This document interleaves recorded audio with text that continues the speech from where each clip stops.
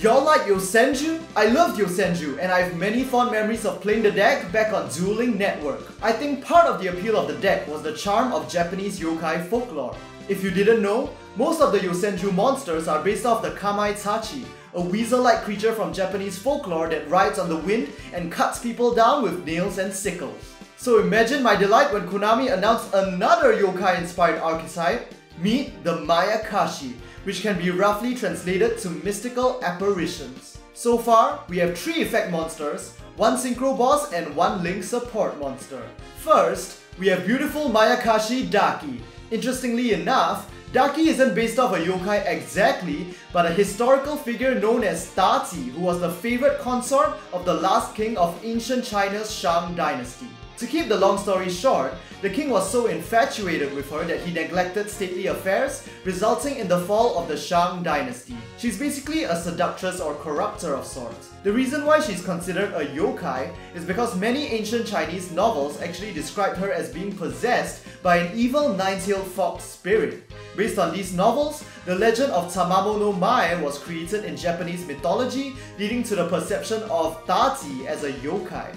Next, we have Rickshaw Mayakashi Shafu. Well, Shafu literally means rickshaw puller, so the monster here is actually the guy pulling the rickshaw, not the mysterious figure inside. But maybe the mysterious figure is a yet to be revealed Mayakashi monster. Next, we have Winged Mayakashi Hajun. Also known as Tenma, he is the demon king of the 6th heaven in the world of desire from Buddhist lore. As a demon, he distracts Buddhist practitioners from their path to enlightenment. The synchro boss is beautiful Mayakashi Youko, and she is a traditional fox spirit from both Chinese and Japanese culture. Icicle Mayakashi Yuki Onna should be a familiar one. She's the Japanese snow woman spirit. Portrayed in a variety of ways in different legends, some describe her as a spirit of nature while others describe her as the ghost of a woman who perished in the snow. Now for the mechanics. The Mayakashi feel like a traditional zombie synchro deck with a lot of special summons from the grave. Many of the cards restrict you to summoning only Mayakashi monsters from the extra deck. Daki is the only tuner so far and you can only control one of her. She basically summons herself from the grave when you extra summon a Mayakashi monster. Shafu pulls monsters from your grave while Hajun pulls monsters from your deck. Youko is quite the interesting boss monster. You can only control one of her and her card name's 2nd and 3rd effects can only be activated once per turn. Similar to Daki, she can revive herself from the grave when one of your level 11 synchro monsters is destroyed by battle or your opponent's card effect. And when she revives from the grave, you can destroy an opponent monster. So the 2nd and 3rd effects are designed as their own mini combo. Yuki Onna is a rather defensive card. You can only control one of her, and if pointing to a synchro monster, she can't be targeted for attack.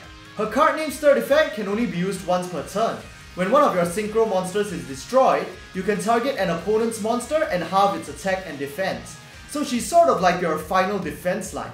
As long as your positioning is right, the opponent will have to go through your synchro monsters before they can attack Yuki Onna, and the moment they destroy your synchro monster, they will lose stats. Unless they have more than 3800 original attack, they won't be able to get past her. As for spells and traps, we have a typical Search and Grave filler and a Call of the Haunted which can bring back banished monsters and give temporary effect targeting protection as well. Now that sounds really powerful.